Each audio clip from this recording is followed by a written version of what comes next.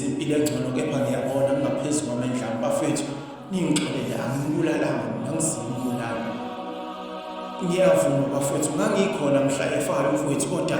umphefumulo wakhe awukho kulezandla zami phela kusele igazi kimi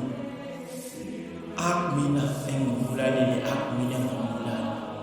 mina bengazi ukuthi abakadlodli bona bakwazi ukusivikela kepha abakadlodli mayike babona imali bayakwazi ukuthengisa laba abakufunayo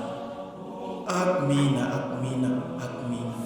mina ngifisa ukuthi mangiphuma lapha entilongweni okugcona ngishintshe noma ikhanti ngoba kuyacaca akukho ukuphepha lapha kumina mihla namalanga mfowethu uhleze ekhuluma athi mfowethu khuluma iqiniso mayesho kunamadlelo bami athi ngifuna ukukhululeka khuluma iqiniso